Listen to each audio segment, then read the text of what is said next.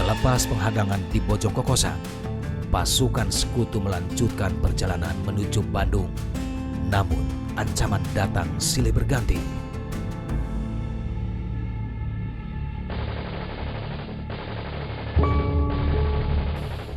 Serangan demi serangan terus dilancarkan oleh para pejuang Indonesia terhadap konvoi sekutu yang melintas di daerah Parung Kuda, Ongkrak, hingga Cibadak.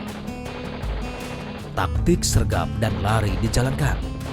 Para pejuang Indonesia menyerang dan kemudian menghilang.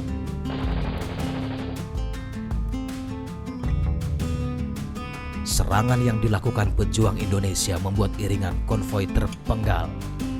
Konvoi paling belakang masih tertinggal jauh di wilayah Parung Kuda. Moral pasukan sekutu menurun, sementara perjalanan ke Bandung masih cukup jauh.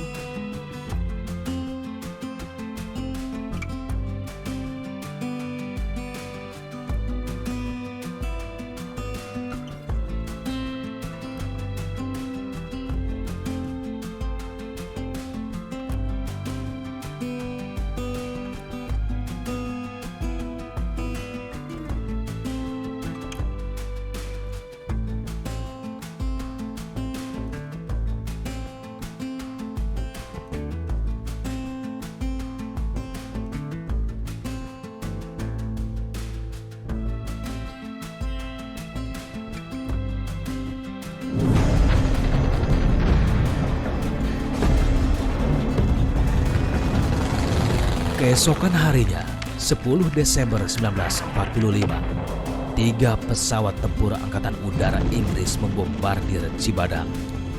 Serangan udara itu adalah bentuk serangan balasan dari sekutu. Namun tampaknya, markas besar sekutu salah sasaran.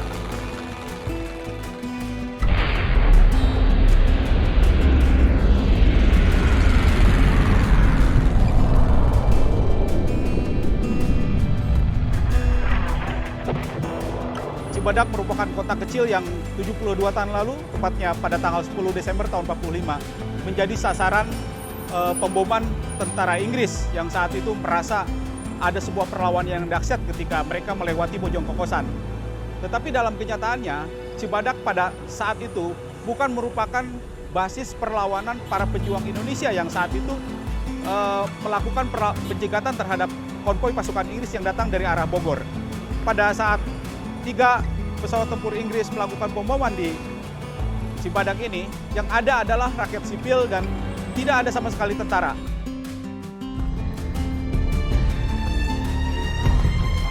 (11 Desember 1945), melalui perintah radiogram Markas Besar Sekutu Jakarta, diberangkatkan konvoi tentara penolong Batalion 33 Gurkha Rifles dari Markas Sekutu di Cimahi, Bandung. Pasukan ini ditugaskan untuk membantu konvoi sekutu yang tertahan di Sukabumi dan mengawalnya ke Bandung. Namun usaha pasukan Gurkha Rifles tidak berjalan sesuai rencana.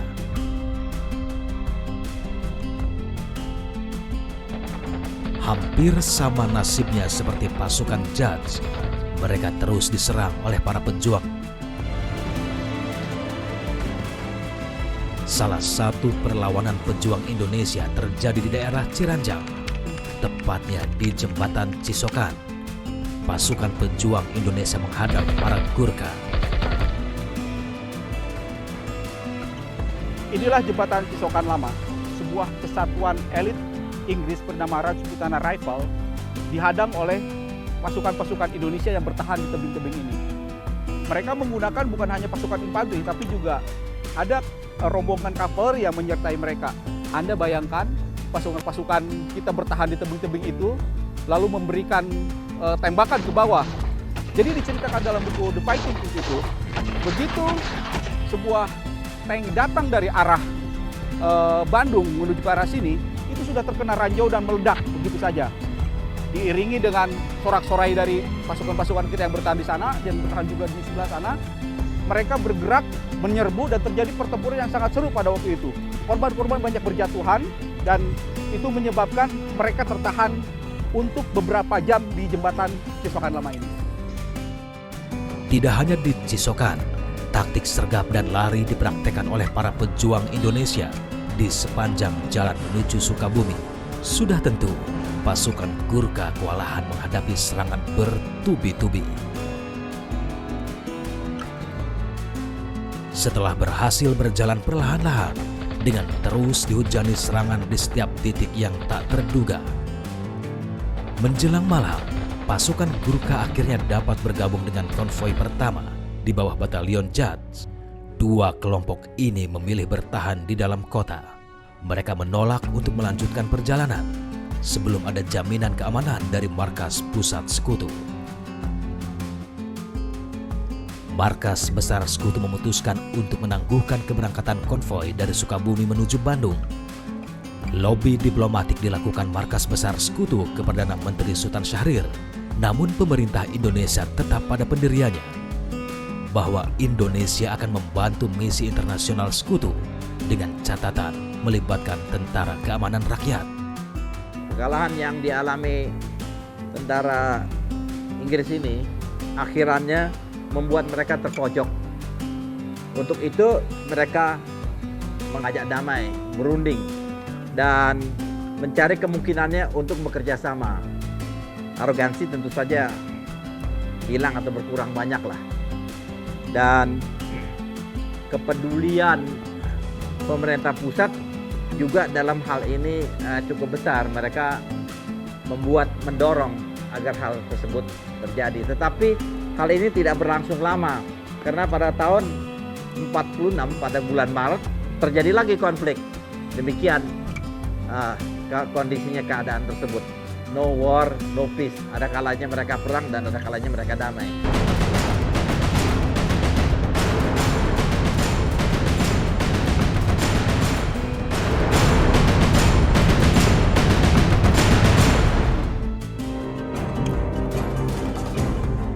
Tidak ada masa damai yang abadi setelah pertempuran hebat di bulan Desember 1945. Ancaman perang masih terus menghantui seiring berjalannya waktu.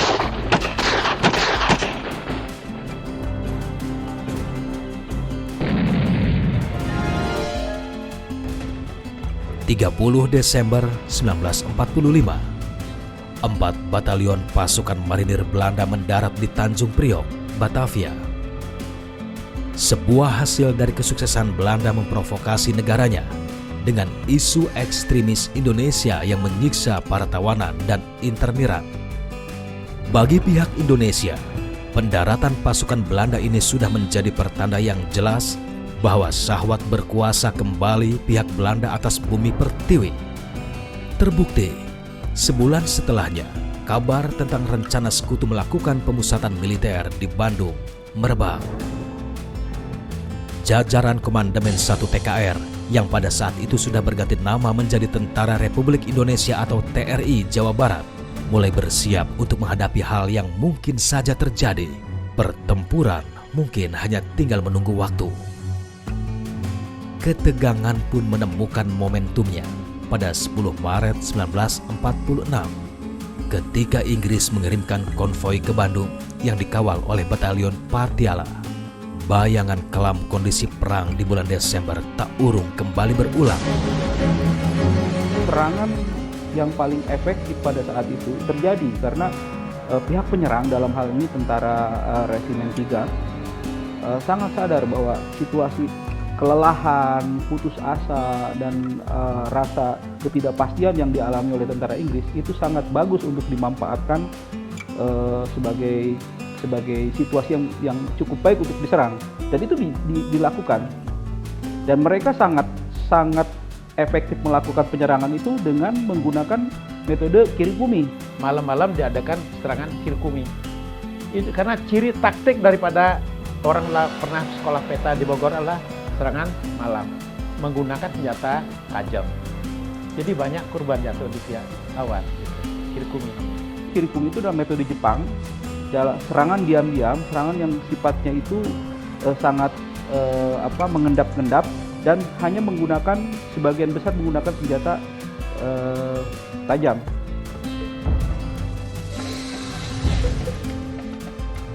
Keesokan harinya, ancaman ditebar oleh markas besar sekutu.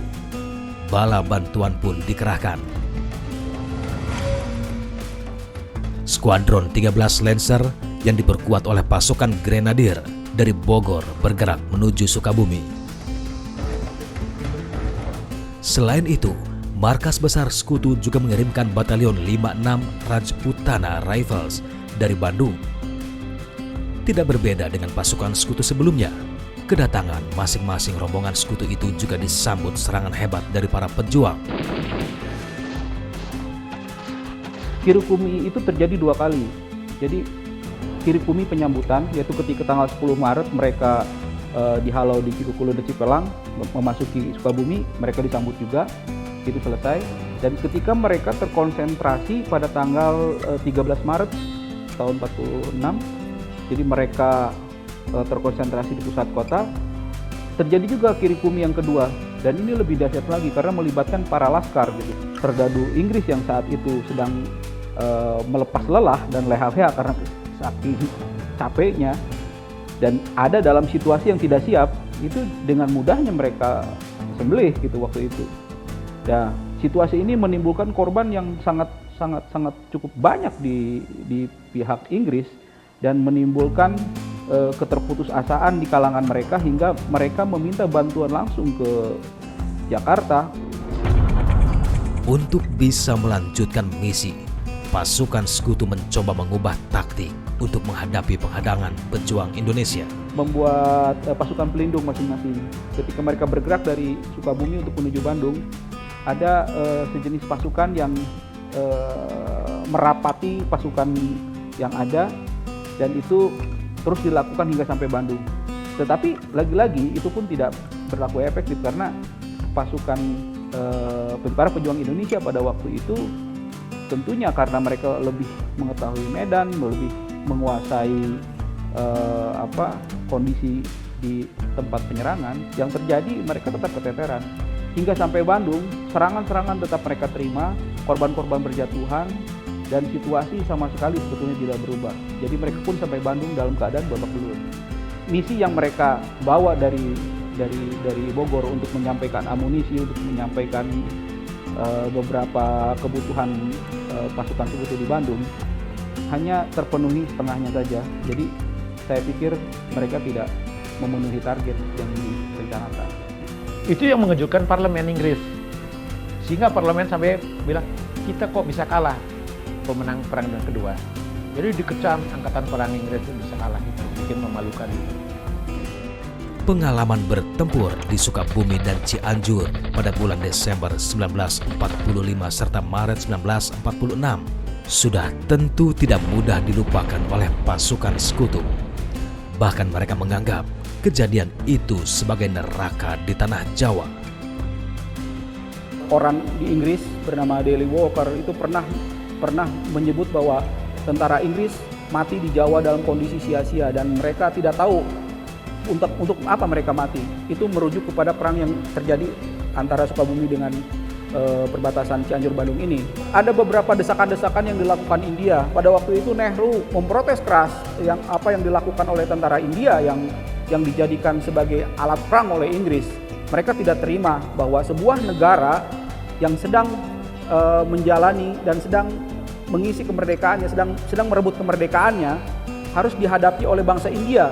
Itu mereka bertanya-tanya, mereka mati untuk apa gitu? Mereka mati untuk apa? Dan pemerintah Inggris itu apa tujuannya ketika mengorbankan mereka? Sebuah hal yang menurut mereka pengorbanan tentara Inggris di Jawa itu sangat absurd. Masalah-masalah yang dihadapi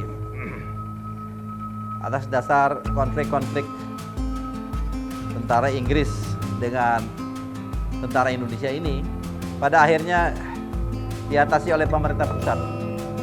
Mereka setelah berunding dengan pimpinan tentara Inggris di Jakarta, mendirikan sebuah panitia yang dikenal sebagai Popda, yaitu singkatan dari Panitia Urusan Pemulangan Jepang dan Apui.